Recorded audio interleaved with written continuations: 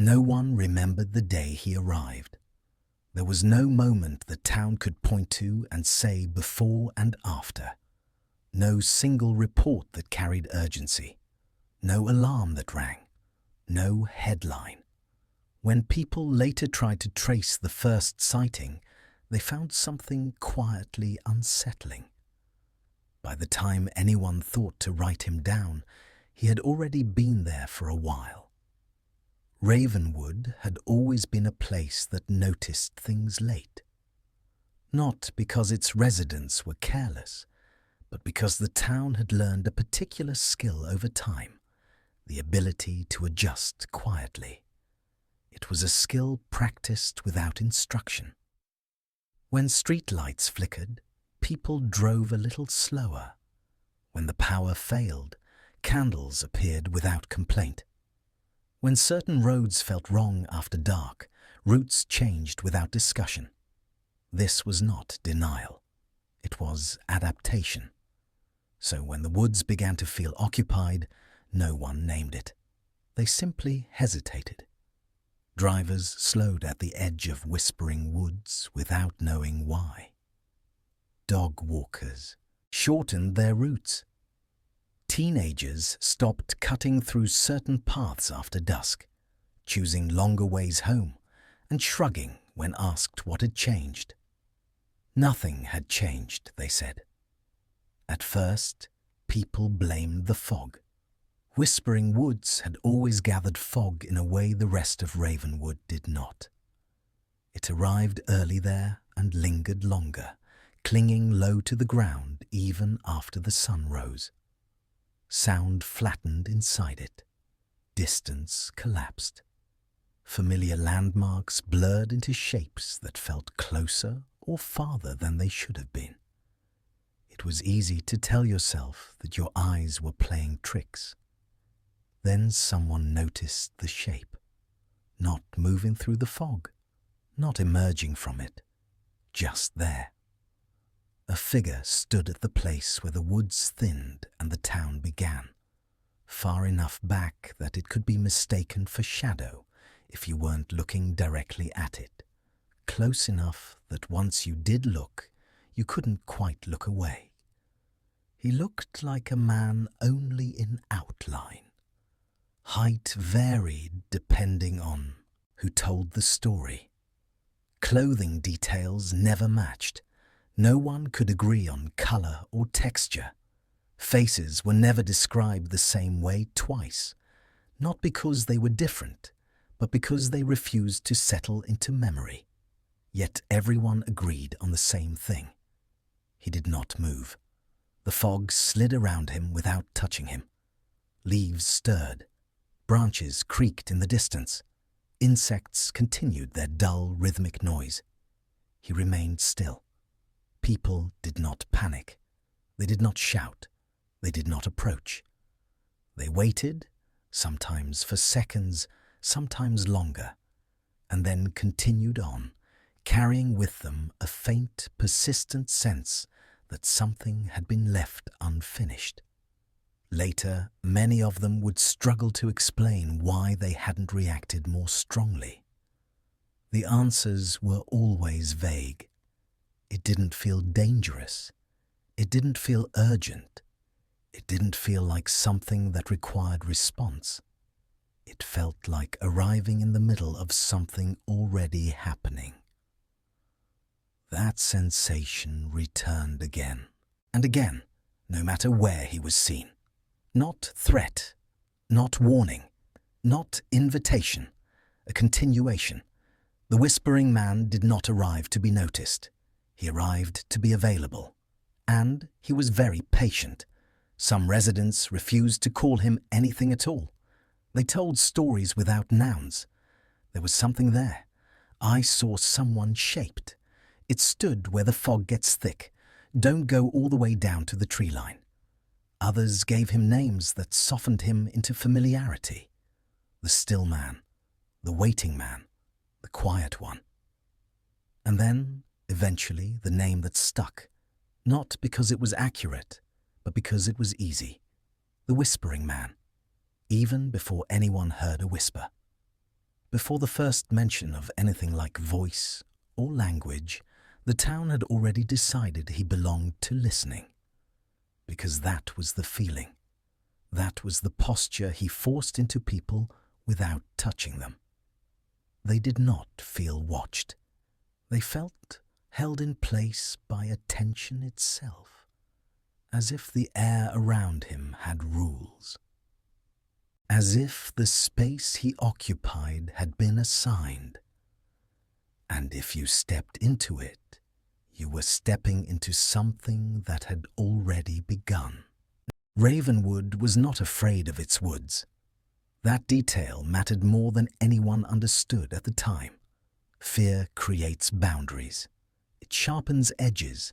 It demands signs, fences, warnings. The forest surrounding Ravenwood did none of that. It existed as presence rather than threat, framing the town without pressing against it. Children played at its edge. They built temporary forts from fallen branches and abandoned them by dusk. Teenagers wandered into it out of boredom and came back with scraped knees, damp shoes, and stories that never went anywhere. Adults used it as orientation rather than destination. Past the woods, before the woods, near the woods, but rarely in them. The forest was not forbidden. It was understood. That understanding included an unspoken rule. There was a place you went to and a place you stopped. No one called it a line. There were no markers or signs to indicate it. Yet nearly everyone paused at the safe distance from the trees. Shoes slowed. Conversations softened. The air cooled just enough to be felt against the skin. This was where the town ended, not geographically, mentally. Early survey maps from 1919 described the land beyond as difficult. Roots ran close to the surface. The ground dipped without pattern. Clearing it would have required more effort than the founders could justify with the tools and time they had. So they built inward. Over decades, Ravenwood learned to curve around the forest rather than confront it. Streets bent subtly away from the densest sections. Houses nearest the woods were spaced farther apart, their backyards stretching into shadow. Public buildings avoided facing the tree line directly, as if doing so would require explanation. No one planned it this way. It simply felt right. When the whispering man appeared, he did not disrupt that understanding. He aligned with it. He stood several feet back from the first row of trunks, framed by the forest without belonging to it. He did not lean against anything. He did not touch the bark or brush aside branches. He occupied space without interacting with it. That placement unsettled people more than his appearance ever could have. If he had stood deeper in the woods, he might have been dismissed as a trick of fog or distance. If he had stood in town, he would have demanded reaction. Instead, he chose the threshold, the place where explanations softened. The first credible report came from a county maintenance worker driving along County Route 41. He slowed his truck when he noticed a stationary figure near the tree line. He radioed it in, not because it felt urgent, but because it felt incomplete to ignore. He did not call it a man. He called it someone shaped. He did not stop. Later, when asked why, he struggled to explain. Eventually, he settled on a word that embarrassed him. "It felt rude," he said, "like I'd be interrupting." That phrasing returned.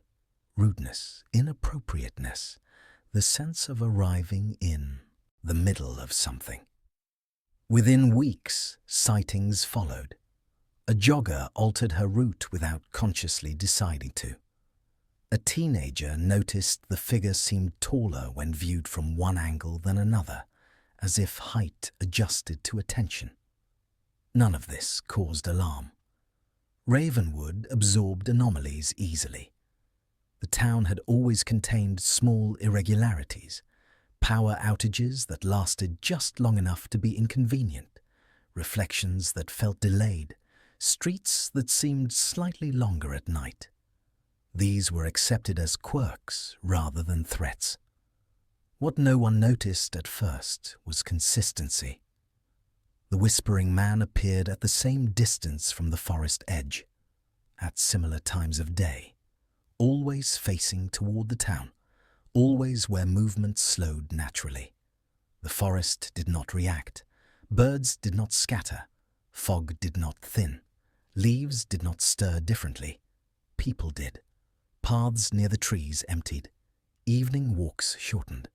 Houses closest to the woods changed hands more often, though no one cited the forest as the reason. Children noticed him more than adults did. They stopped riding bikes when they reached certain points. They stood longer than necessary, staring without speaking. They asked questions later that adults struggled to answer. One said he looked like he was deciding something. Another said they felt early. The whispering man did nothing. But something shifted.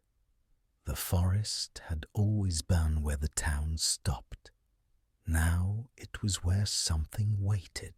Ravenwood had more than one edge. The forest was only the most visible one. The town also contained quieter boundaries, places where motion softened without instruction, where attention drifted, where people found themselves waiting without knowing what they were waiting for. These places existed long before the whispering man. They were pauses built into daily life, locations where time bent slightly, where routine loosened, where people arrived already half still. The whispering man appeared in those places too. The first reports came from a bus stop on the north side of town. It sat beside an empty lot that had never become anything else. The land had been cleared once, years earlier, and then abandoned. Grass grew unevenly. Rain pooled in shallow depressions and lingered long after storms had passed. Nothing claimed the space. The bus stop itself consisted of a metal bench bolted into cracked concrete and a pole holding a schedule that was rarely accurate. People waited there because they had to. Those who noticed the whispering man there all described the same sequence.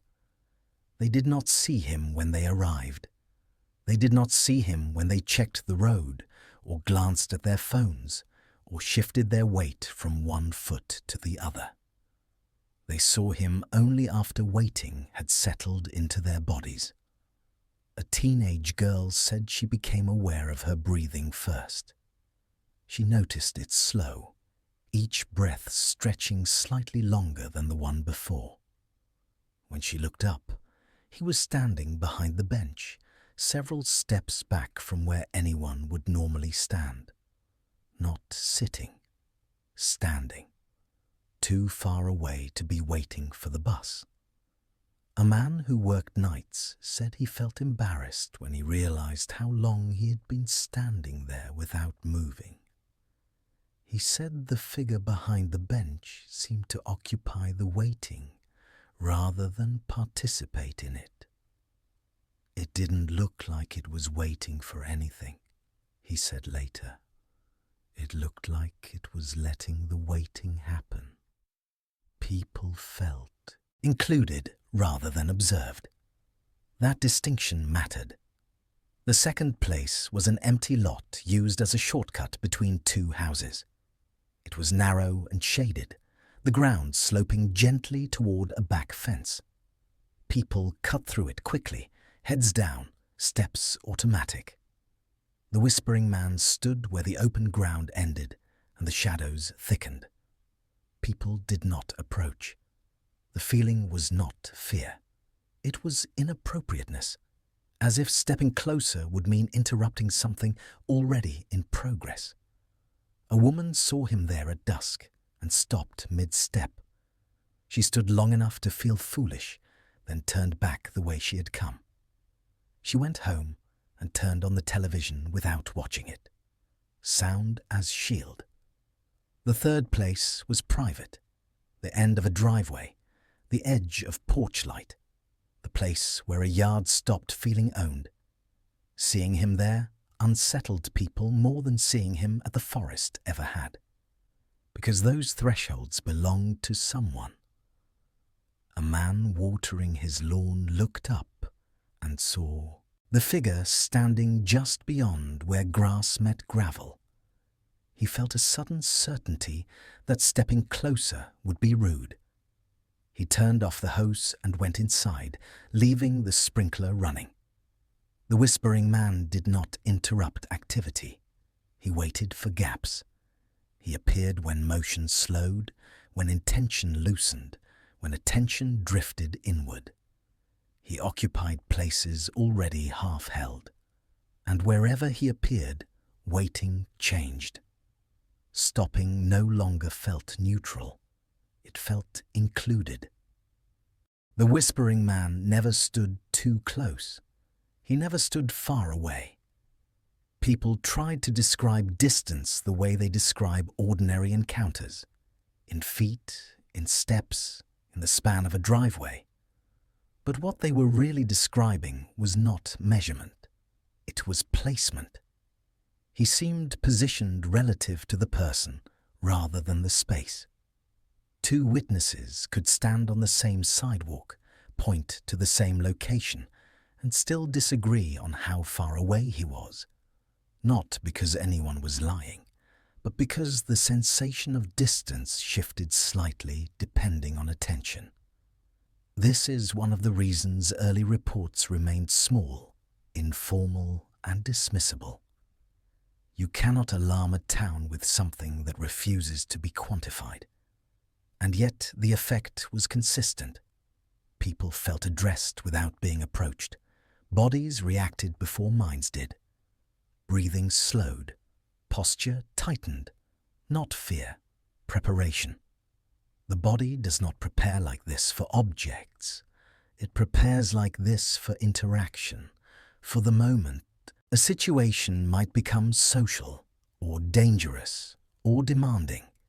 Any moment where you may need to respond quickly. But the response never came. He favored off-center placement, peripheral first, direct only if chosen. People noticed him out of the corner of their eye before they noticed him directly. Sometimes they registered him as a wrongness in the scene before the outline even resolved. A car window, a gap between trunks, a strip of unlit ground beside a bus stop. Then, once attention turned fully toward him, everything else loosened. Not disappeared, loosened. Sounds lost urgency. Wind became texture instead of warning. Passing cars became distant enough to feel irrelevant.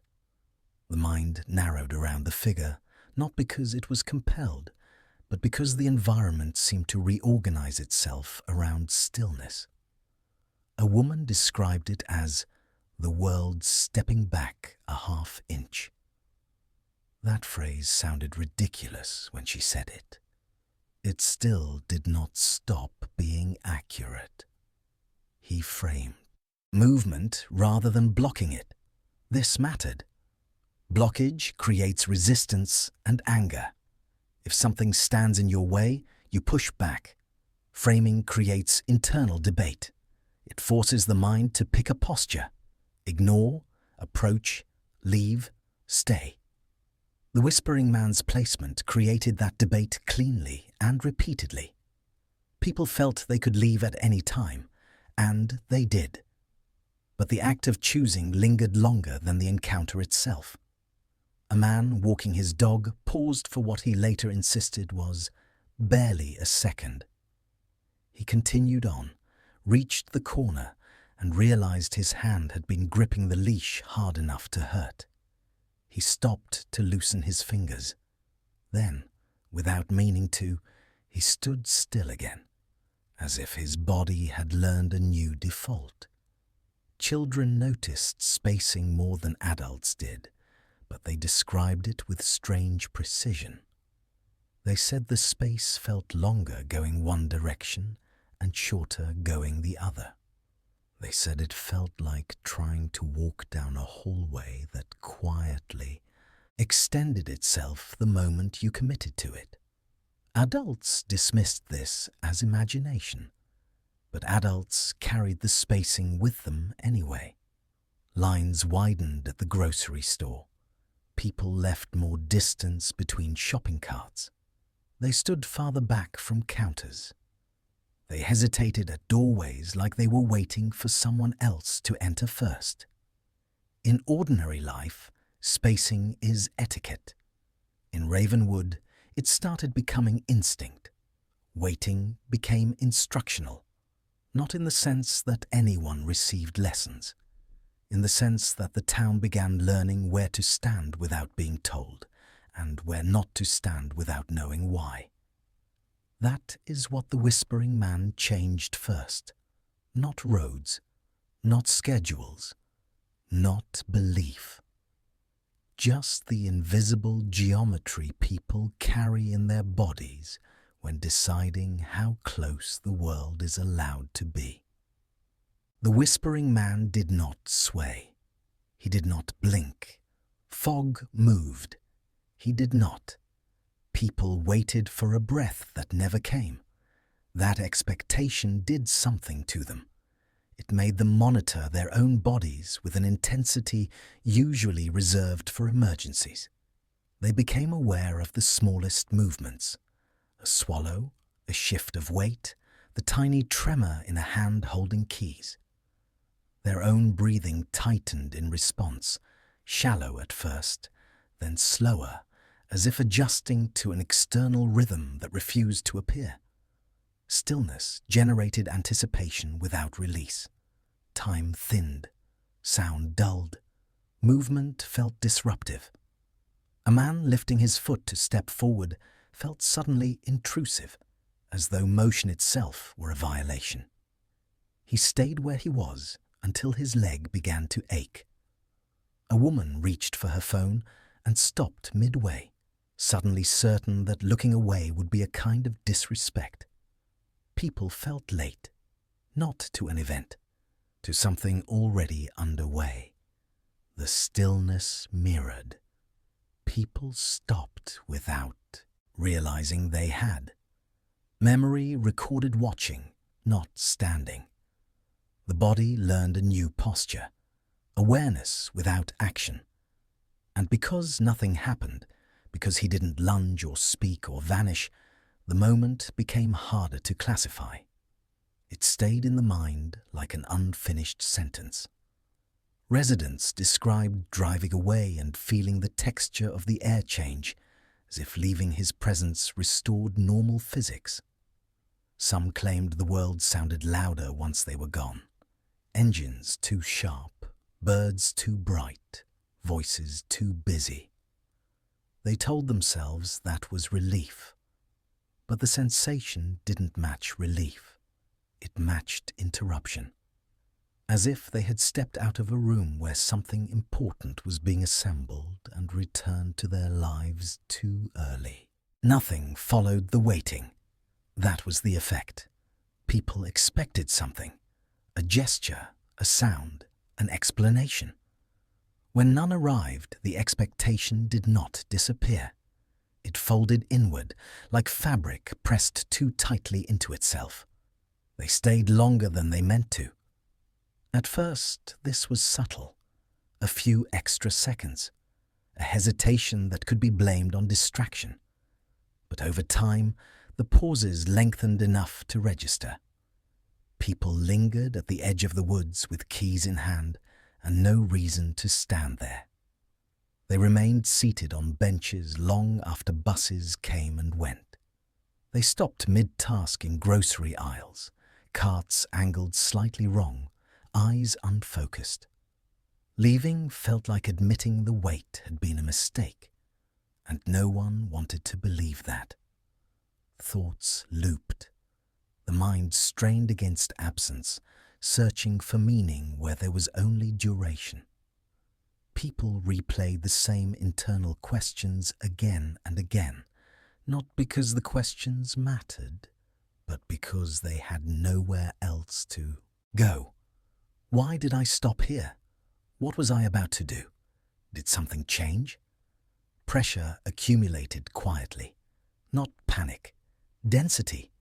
People described it later as a kind of internal crowding, as if too many thoughts were occupying too small a space, none of them strong enough to lead. When people finally left, momentum did not return.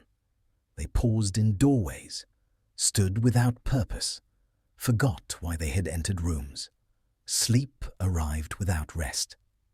People lay awake not because they were anxious, but because their bodies refused to fully release. Silence felt alert. Darkness felt observant. The town slowed, not dramatically, collectively. The first measurable change in Ravenwood was not an increase in sightings. It was a change in timing. Appointments drifted. Meetings started late without anyone apologizing. Dinner happened when hunger finally demanded it, rather than when the clock suggested it should. Children missed buses more often. Adults stood longer in driveways before leaving for work. Conversations stretched into silence and did not always resume. At first, people blamed fatigue, then weather, then stress. But the pattern persisted across seasons. Teenagers stood by mailboxes scrolling their phones without scrolling, thumbs resting against screens as if waiting for instruction. Elderly residents sat on porches, long after the sun dipped low enough to chill the air, unwilling to go inside for reasons they could not articulate. The town developed what could only be described as anticipatory stillness, not expectation of an event, expectation of continuation. People felt as though something was always about to proceed, not happen, not begin, simply proceed. And because nothing did, Ravenwood learned to exist inside that suspended state. The Whispering Man did not create events. He created conditions. And once those conditions existed, the town adjusted around them the way it always had. Quietly, without protest, without ever naming what had changed. Silence stretched intentionally. This was not the silence of absence. It was the silence of restraint. People felt pressure to respond, not because he demanded it, but because waiting without resolution created its own weight. The urge to fill space rose quickly, like a reflex trying to rescue you from embarrassment. Words slipped out. People asked questions they had not planned to ask. They explained themselves without prompting. They apologized without knowing what they were apologizing for. Nothing happened. The Whispering Man did not react. He did not tilt his head, not even in the way a bored stranger might. He did not shift, not even in the way a body eventually shifts for comfort. And then something did. Not sound. Alignment. A man in his 30s, the kind of person who hated uncertainty, who needed lists and schedules and confirmation, stood at the forest edge and finally whispered, "What do you want?"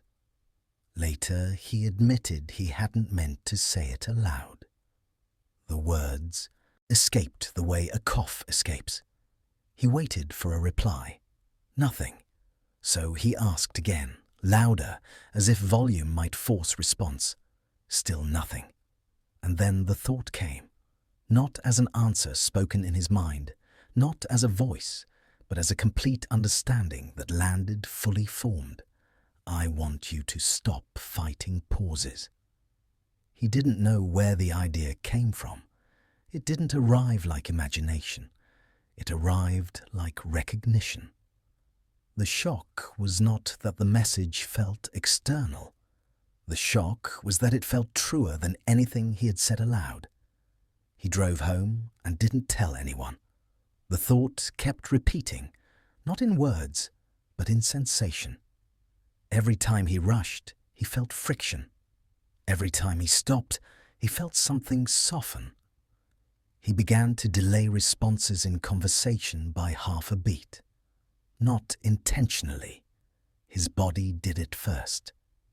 Soon the town was full of people who spoke slightly later than they used to, as if language had become something you waited for rather than something you grabbed. The whispering man waited. That waiting placed responsibility elsewhere. If nothing arrived, it was not because he withheld it. It was because the conditions had not yet been met. The first whispers were not loud enough to be called sounds. That is why they were dismissed.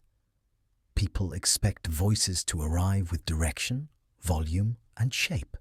Something you can point toward, something you can replay. What Ravenwood received instead was familiarity without source. At first, it arrived as rhythm, a change in how thoughts landed. Several people described noticing emphasis in their internal monologue that did not belong there, pauses that felt intentional, sentences that ended with a certainty they did not build. Not commands, statements, not questions, reminders. A woman waiting at the North bus stop reported hearing her name, or thinking it, or remembering it. She turned quickly, annoyed with herself for being startled, and saw no one. The street was empty. Her breath made pale clouds. Cars passed without slowing. She told herself it was the wind. Later, she tried to recall what had frightened her and realized something quietly awful. The name had not sounded like it. Came from behind her. It had sounded like it came from inside the space around her. Not inside her head, not outside it either. Somewhere closer than sound. Others reported the same nearly audible sensation. A syllable with no mouth attached, a breath-shaped presence that stopped short of becoming voice. And because it stopped short, people did not know how to react. Certainty crept in slowly. The first clear whisper in the archive came from a student on Pine Lantern Road. He was walking home late. The streetlight flickered in its usual tired rhythm. He stopped near the point where sidewalk ended and uneven ground began. The whispering man stood where he often did, not in the road, not in a yard, precisely at the end of a human-made surface. The student did not speak. He did not think he spoke. He stood there long enough for the stillness to stop feeling like something he was doing and start feeling like something he was inside. Then he heard his own voice, the internal one, the one you hear when you read silently, say, "You are taking too long." The sentence was not aggressive. It was complete, and completeness was what made it wrong. He left immediately. That night, he dreamed of standing in the same place while the sentence repeated without sound until it lost meaning. He woke exhausted, not frightened. Exhaustion without event. This pattern repeated across Ravenwood. The earliest whispers were always short, contextless. They did not explain anything. They did not threaten. They did not ask. They stated things the listener already knew or believed they did. You remember this. You've been here before. You already understand. These phrases carried no new information, which made them difficult to classify as hallucinations. Hallucinations disrupt. These whispers aligned. They felt like thoughts the listener had almost had. That almost mattered. People trusted them because they sounded like themselves, not as they speak aloud, but as they speak inwardly, without performance. The whispering man was never reported moving when whispers occurred. No shift in posture, no head turn, no visible acknowledgement. This reinforced the belief that the sound was not coming from him, which was, in a narrow sense, true. The whispers did not travel from his body to the listener. They arose in the space between. This is why early recordings failed. Several residents attempted to capture evidence with phones. They recorded fog, distant traffic, branch creaks, their own breathing. No whisper registered. Skeptics smiled. Witnesses stopped trying to prove it. Because the point was not proof. The point was that listening persisted even after silence returned to normal. Once the idea of whispering existed, Ravenwood began noticing the conditions that preceded it. Duration. Stillness held long enough to stop feeling like effort.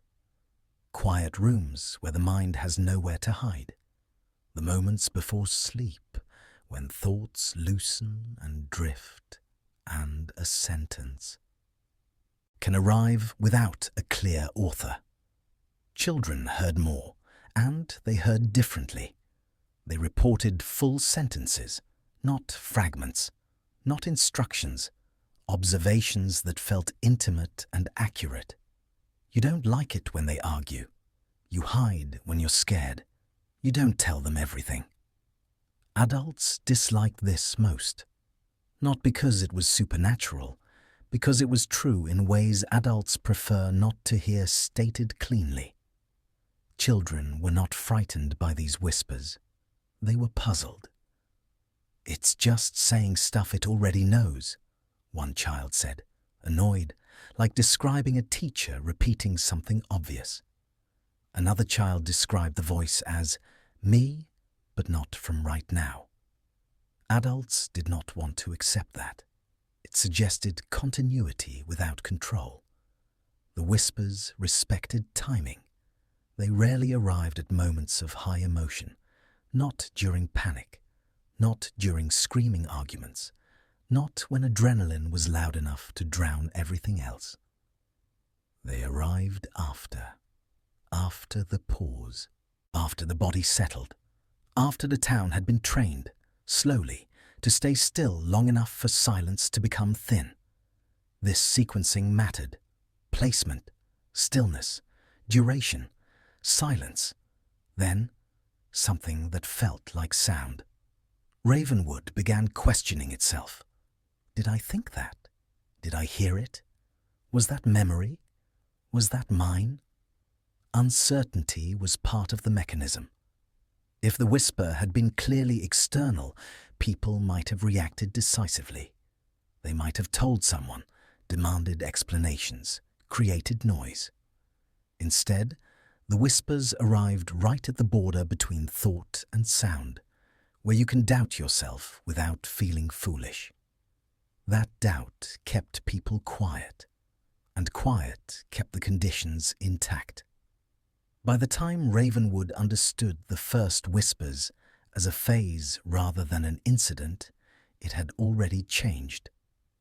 Because once your mind learns to recognize a cadence that is not quite yours, you start listening for it everywhere. In the pause before you speak, in the silence after. Someone leaves a room, in the still stretch of seconds when nothing happens, and you suddenly realize you're waiting again. Eventually, the whispers no longer required location. They arrived in kitchens while dishes soaked in the sink, at red lights, in the space between lying down and sleep. A prompt, a reply, sequence. The exchange felt internal, but structured. People described it as conversation without sound, as if thought itself had learned pacing. A man described washing a mug and suddenly realizing he had been repeating the same argument in his head for years. Not the argument itself, but the posture of it, the belief that conflict was proof of being alive. And then the whisper arrived, not in words, but like a hand smoothing a wrinkled sheet. You don't have to rehearse hurt. He stood at the sink for a long time afterward, mug in hand, water still running, not because he was overwhelmed, but because the thought had ended something cleanly. That was what changed. Thoughts ended. People who had always lived with mental noise experienced a strange quiet. Not empty, but uncluttered. Not numbness, but the absence of unnecessary friction. Resistance created noise. People who argued internally felt agitation rise quickly. Thoughts fractured. Sleep broke apart. Attention scattered. Compliance created quiet. This was not obedience. It was alignment. The lesson embedded slowly, without instruction. Waiting was not passive. Listening was not submission. Silence was not empty. The whispering man had never moved closer. Yet the distance no longer mattered. Not everyone resisted the whispers. Some people answered them.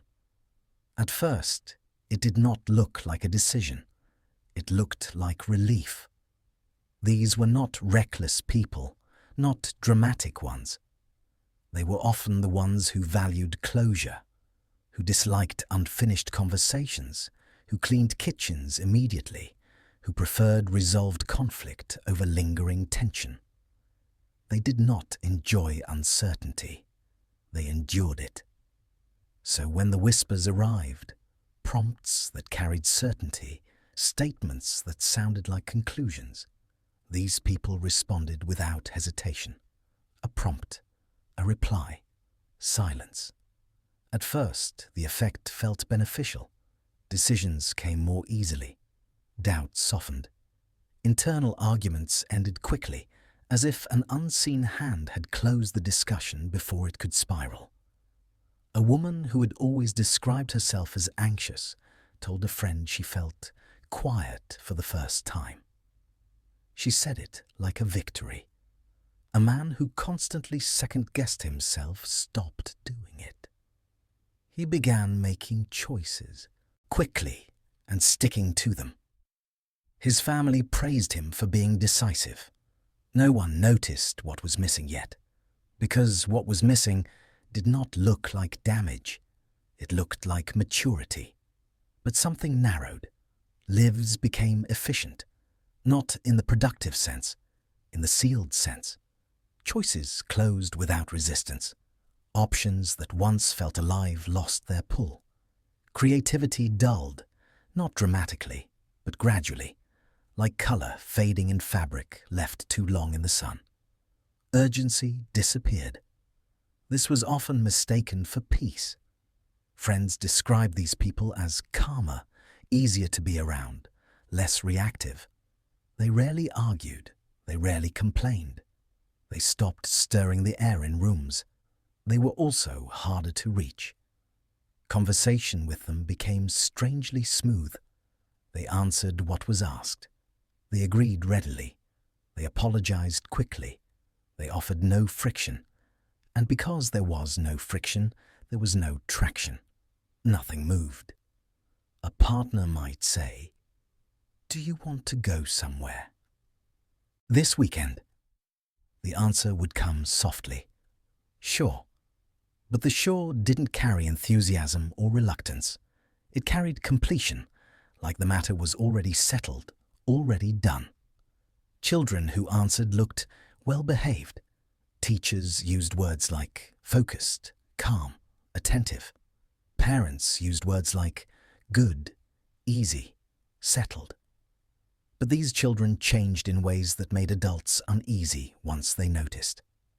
They stopped asking questions that created open-ended discussion. Not because they were uninterested, but because the questions didn't form. They completed assignments correctly. They followed rules. They did not disrupt, and yet they seemed less textured. One child who used to fill notebooks with drawings stopped drawing entirely. When asked why, he shrugged and said, "I don't need to." Adults heard that as laziness. It wasn't. It was absence of urgency. That is what answering produced most reliably, the loss of urgency behind desire. The ones who answered developed a new preference structure. They chose the familiar over the possible. They chose routines that required fewer decisions. They avoided conversations that might escalate. They exited disagreements early, not because they were wise, but because they no longer felt the internal fuel to keep tension alive long enough to reach something honest. They did not frame this as loss. They framed it as peace. That framing protected the phenomenon from scrutiny. Because who argues with calm? Who confronts someone for being less reactive? These people slept more, but woke less rested. They moved slightly slower without feeling tired. They stood in kitchens and stared at nothing with a stillness that looked like relaxation until you stood near them and felt how heavy the room became. They were not unhappy. That was the worst part. They were finished with wanting more. Those close to them noticed changes they couldn't translate into complaint. She doesn't push back anymore. He's just agreeable. They're easier lately. Easier is not always better. Easier can mean emptied. But no one said emptied, because emptied is a harsh word. Ravenwood avoided harsh words. Over time, these people began avoiding the places that paused, not consciously, not fearfully, but instinctively. They stopped waiting at the North bus stop. They took routes that avoided quiet edges. They filled their homes with soft sound, television for company, radio for atmosphere, music not for enjoyment, but for coverage. Not because they were scared of silence, because silence had become conversational space, and conversational space carried prompts that wanted answers. Better to reduce the space. Better to keep life moving enough that nothing had room to arrive finished. This created a loop. Answering produced quiet. Quiet invited more prompts. More prompts invited more answering. More answering produced more narrowing. The whispering man did not need to chase these people. He did not need to appear to them again. They carried the rhythm with them. They had learned the easiest lesson. Compliance feels calmer than resistance, and calm can become a trap when it costs you the ability to feel unfinished enough to grow. The whispers had not taken anything away by force. They had completed it. The town adjusted. It always did. Routines simplified across Ravenwood in ways that felt sensible at first. Morning schedules tightened. Evenings ended earlier. Social commitments shortened without explanation. People arrived on time more often, not because they felt more responsible, but because they left less room for delay. They departed gatherings before conversations could stretch into uncertainty. Emotion flattened, not erased, evened. Grief still occurred, but it resolved quickly. There were funerals, condolences, quiet days afterward, and then an efficient return to normal. Anger rose and dissipated without direction.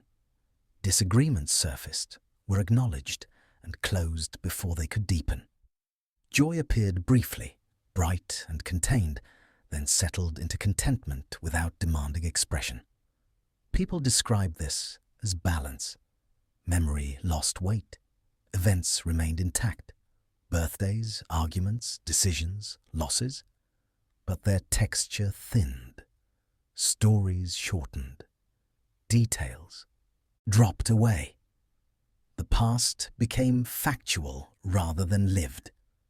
When people recalled moments that had once felt pivotal, they spoke of them without emphasis, as if recounting something they had read rather than experienced. Arguments ended faster and changed nothing. People apologized easily and meant it, though they could not always say what they were apologizing for. Forgiveness became automatic, procedural. It smoothed interactions without altering behavior. Conflicts passed through households and workplaces, like brief weather systems. Noticed, acknowledged, gone. Momentum vanished. Projects stalled without frustration. Plans dissolved without disappointment. Long-term thinking softened into present maintenance. People continued doing what they had already been doing and felt no particular urge to alter course. The town admired the calm. No one questioned its cost. There were still problems, of course. Ravenwood did not become a sanctuary. Bills still arrived. Cars still broke down. Teenagers still fought with parents. Teachers still complained about funding. Workers still worried about layoffs. But the shape of these conflicts changed. They became brief, contained, almost procedural, like storms that had learned how to pass through without damaging property. Raised voices lowered themselves. Tension evaporated before it could be examined. People resolved issues quickly, even when nothing had truly been resolved.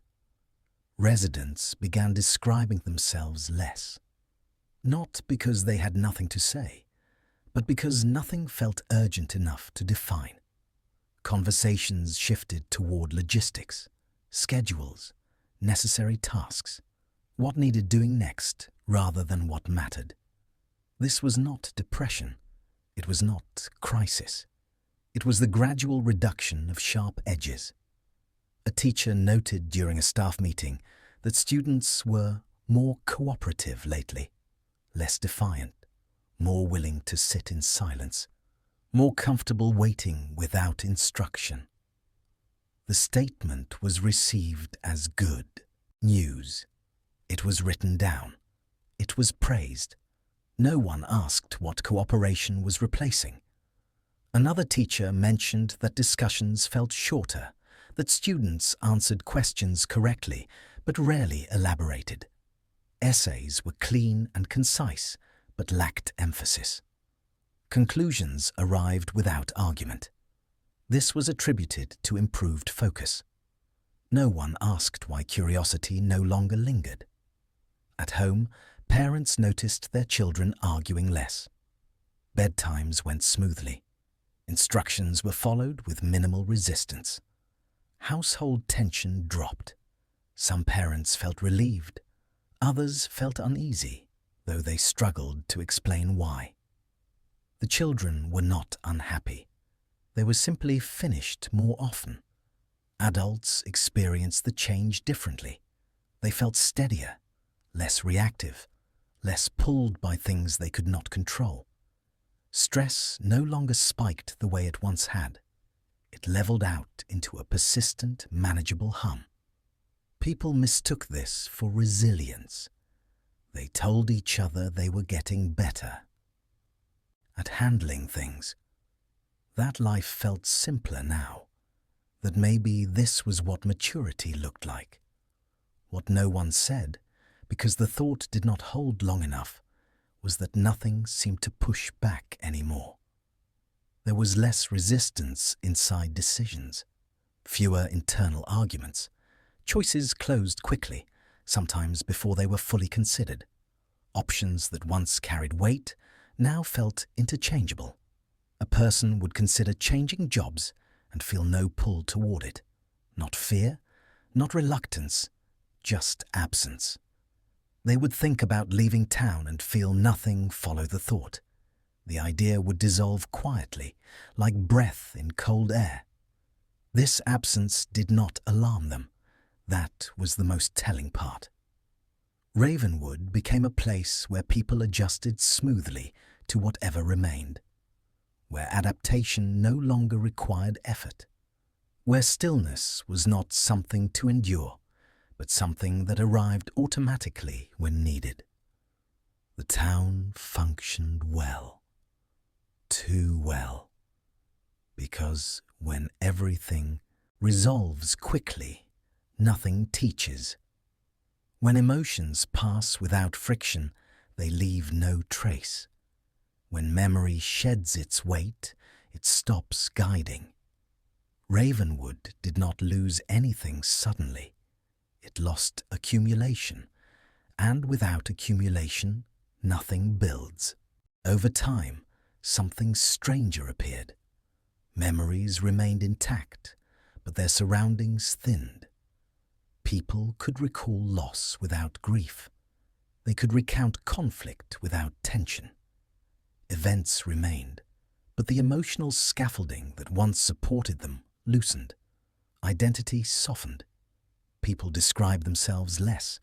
Preferences blurred. Strong opinions became rare. Desire quieted, not suppressed, set aside. Context drifted. A woman remembered deciding not to leave Ravenwood, but could no longer remember why she had considered it in the first place. A man recalled a childhood ambition without any sense of having wanted it. Nothing felt wrong. Nothing felt unfinished. That was the problem. The whispers did not erase memory. They removed friction. And friction, for better or worse, is often the proof that something matters. When Ravenwood began losing friction, it began losing urgency. When it began losing urgency, it began losing the natural defenses that urgency creates. Not barricades, not fear, just the human instinct to resist being changed without consent. Children reacted differently. They did not rush closure. They did not seek completion in the same way adults did. When whispers arrived, children listened without strain.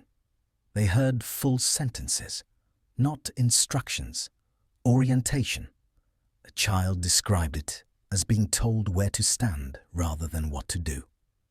Another said it felt like knowing which way was forward without having to move.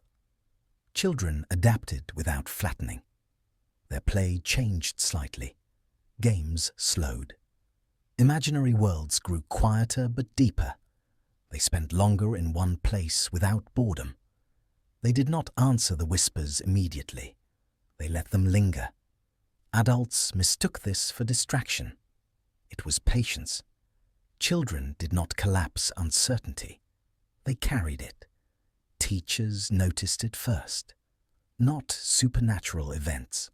Not dramatic changes. Just timing. Certain children would look up a second before the classroom door opened. They would turn their heads before a question was finished. They would pause mid-sentence as if listening. For the moment, their own voice might drift off track. When asked why they stopped, they didn't say, "I forgot." They said things like, "It wasn't the right part yet." Parents noticed it next. A child would sit still longer than made sense. Not bored, not frozen, just present in a way that made the room feel organized around them. "Are you okay?" a parent would ask. "Yeah," the child would answer. "What are you doing?" "Nothing." And they meant it, because nothing had become an activity, a posture, a readiness. Children didn't fear the whispering man. They treated him like weather. They adjusted their behavior without emotional debate. That made them more compatible with what he produced. Not braver, just less noisy. At first, no one called it practice. Practice implies a goal, a future event, a reason to repeat something until it holds. Ravenwood preferred explanations without purpose. Fog, wiring, stress, a town's natural tendency to grow quiet in winter. Anything that kept intention out of it.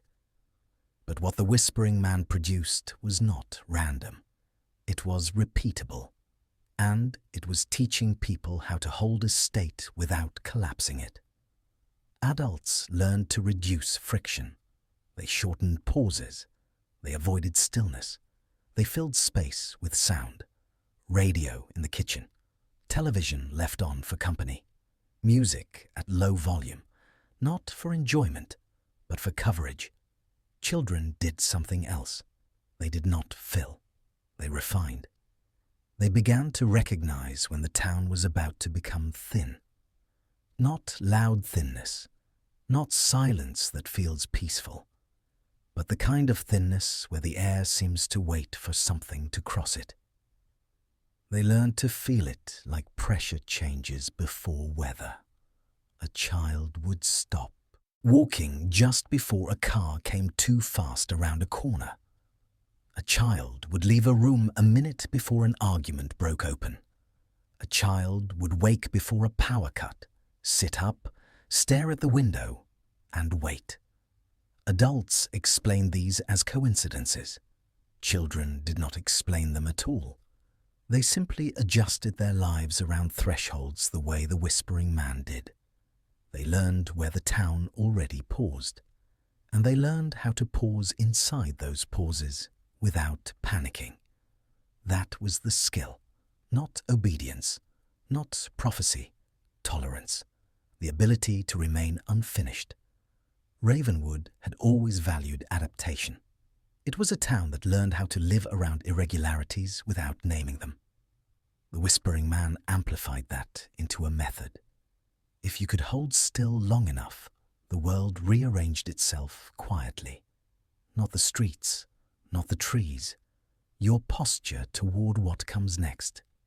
This is what practice looked like.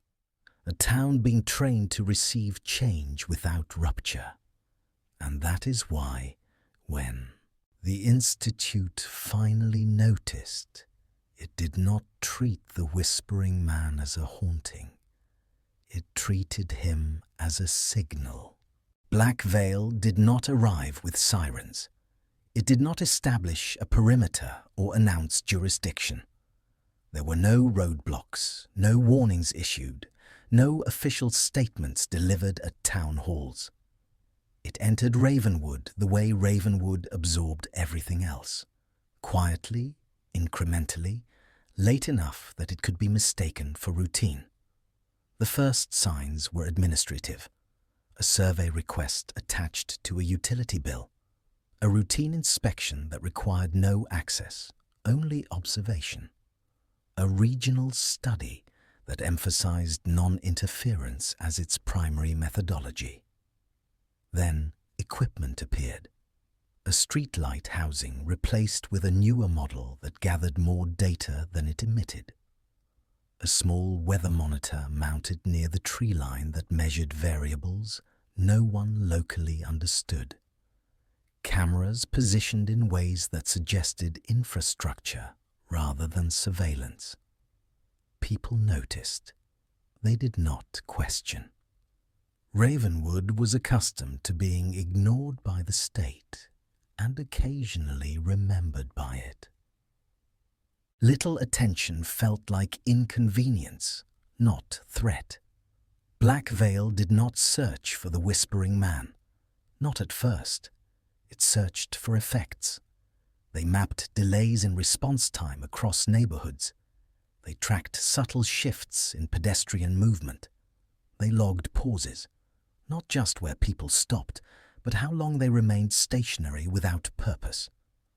Their analysts noticed clustering, not by age, not by belief, by tolerance. Certain residents lingered longer in transitional spaces. Doorways, crosswalks, parking lots, the edge of light cast by street lamps. Children showed the strongest correlation.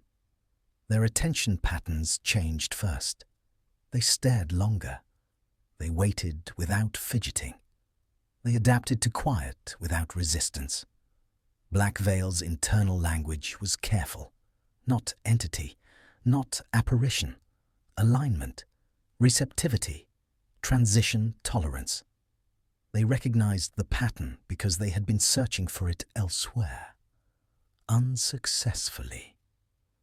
The whispering man mattered not, because he was anomalous, but because he was consistent.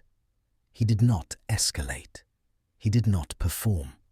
He did not respond to observation the way phenomena usually do. Often, he did not appear on footage at all. When he did, the image resisted focus. Compression artifacts bloomed around his outline. Exposure failed to settle. Analysts argued over whether the shape represented presence or absence. So Black Veil stopped trying to capture him. They captured what happened around him. Children standing too long at windows without distraction. Adults pausing mid-task, hands hovering over unfinished work. The widening of physical distance between people in quiet rooms. The delay between question and answer in conversation. And the most statistically significant result, reduced resistance. Ravenwood did not fracture under pressure. It softened. Black Veil had learned through prior operations that interference collapsed fragile systems. Any attempt to provoke response created noise. Noise destroyed alignment. You cannot force receptivity. You can only preserve conditions until it emerges on its own. So they watched. Internal debate occurred, as it always did. Extract, contain, disrupt. Each option failed the same test. The whispering man was not doing anything that could be stopped like an action. He was establishing a condition. You do not fight conditions. You either destabilize them or let them complete. Black Veil chose restraint, not out of ethics, out of pattern recognition. They had seen partial alignments before, brief, unstable, always collapsing under observation. They had never seen one persist. Ravenwood was persisting, and the Institute did not want to be the variable that ended it. Understanding began with subtraction. Ravenwood offered names the way people always do when something refuses to fit. Labels that made it feel manageable. A ghost, a stalker, a hallucination shared by anxious people. A town myth shaped by fog and boredom. Black Veil offered more clinical names. Mass suggestion, behavioral contagion, environmental trigger. None held. Ghosts repeat. They loop around a wound. They haunt a location with memory attached. The whispering man did not loop. He held. Hallucinations distort. They fracture attention. They introduce noise into perception. The whispering man did the opposite. He reduced noise. He sharpened. Predators move. They track. They choose targets. They escalate pressure. The whispering man did not pursue. He waited. Warnings announce themselves. They grow louder when ignored. They demand belief. The whispering man required none. Trauma explains flattening and avoidance, and for a while it seemed like a convenient answer. But trauma leaves scars. Ravenwood did not show scars. It showed alignment.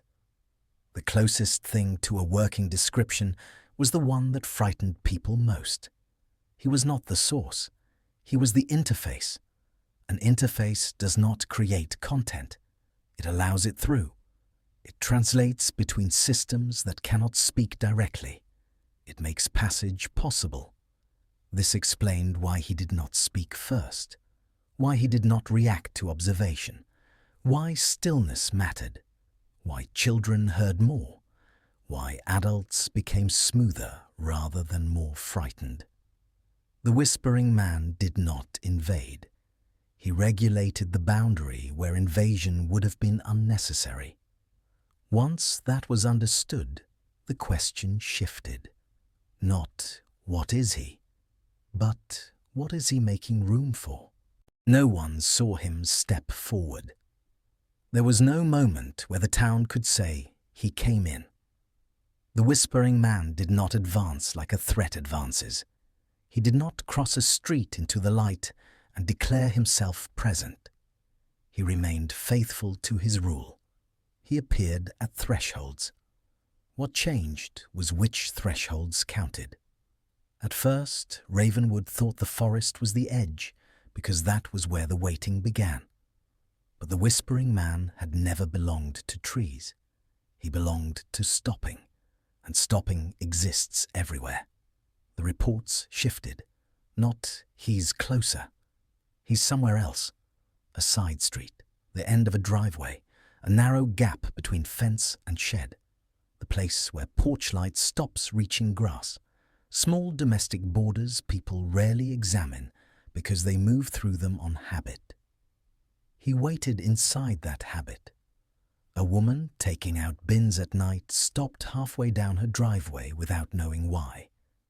Then she saw him. Not on her property, not in her yard, but placed precisely where her light ended. He was not facing her. He was facing down the street, as if she were incidental. That made it worse. Not because it felt targeted, because it felt systemic. Like the town's private boundaries had been added to the same map. Children changed routes first. They avoided certain yards, certain alleys, certain quiet strips of grass behind houses. When asked why, they gave answers that sounded wrong and therefore got dismissed. That part listens. He stands there sometimes. It's not for walking. Adults corrected them. The children adapted anyway. Black Veil's perimeter maps changed. The boundary that once hugged Whispering Woods loosened and spread inward along infrastructure. Drainage paths, easements, service alleys, the hidden seams of the town. The Whispering Man followed the places where systems surface. Not roads, the space beneath roads, the edges where the town's unseen workings briefly become visible. Adults responded by shrinking routines further. They hurried outdoor tasks. They parked closer. They turned on more sound, not fear, containment. Silence had become a doorway, and people stopped leaving doors open. But the more they tried to avoid stillness, the more noticeable it became when stillness happened anyway. A stalled car, a power cut, a night where the radio failed. And in those moments, people began to feel him before they saw him. A pressure, a tightening, the sense that the pause had been claimed. Then the shape would be there, not moving closer, already placed. Ravenwood began to feel like it had no exterior. Everywhere contained a threshold. Every threshold contained potential listening. The forest was no longer special. The town itself had become the edge. Preparation is rarely loud. It does not announce itself with instructions or countdowns, because instructions create resistance. Preparation changes posture first. The Whispering Man prepared Ravenwood by changing how it held stillness. Not to obey, not to follow, to allow. Allowance is difficult because it looks passive while doing tremendous work. It is the absence of interference, the state that lets something pass through without distortion. That was the lesson. He did not train people to listen for messages. He trained them to become quiet enough that messages would not break. Whatever was approaching Ravenwood did not require belief. It did not require understanding. It required conditions, patience, reduced friction, a tolerance for unfinished states. Adults failed the preparation in one way. They closed loops too quickly. They flattened themselves to avoid tension. They accepted completion where continuation was necessary. They mistook quiet for peace. Children failed it in another. They remained open without anchoring. They listened without insisting on meaning. They held thresholds without claiming them. Both groups were incomplete on their own. Together, they formed balance. Black Veil understood this earlier than anyone. That was why they did not intervene. Intervention introduces noise. Noise collapses interfaces. Their final internal assessment did not name what was coming. Naming hardens expectation. Expectation distorts reception. Instead, they listed conditions achieved, reduced emotional volatility, sustained attentional stillness, high tolerance for ambiguity, low resistance to reframing, distributed listening behavior. And the line that mattered most: the environment will not reject the transition. People wanted the Whispering Man to be a gatekeeper, a warning, a protector, a sentinel. He was none of those things. He was calibration.